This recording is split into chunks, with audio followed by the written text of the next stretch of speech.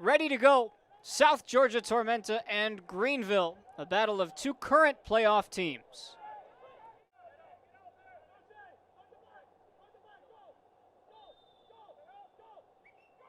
It's Meyer towards the surging Eckenrode, and South Georgia take the lead in the first half.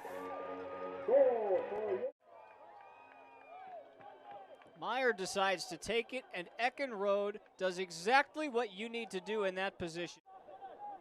It's the assist man from 15 minutes ago once again. Meyer rainbows it over the top. It takes two bounces, and it's flicked in. Tormenta have two, and this time it's number two, Nick O'Callahan. In their fourth consecutive game. It's the second assist for Meyer. Goal scored by Nick and all O'Callahan had to do was puff out his chest.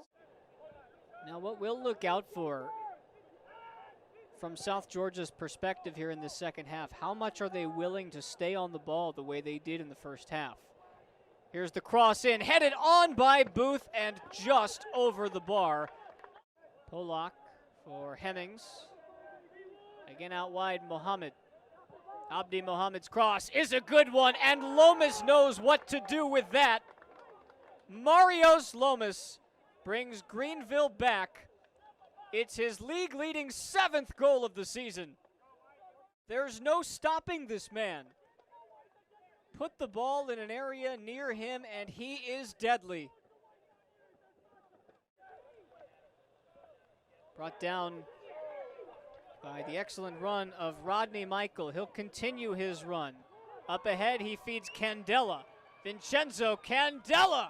And Jay is onto it.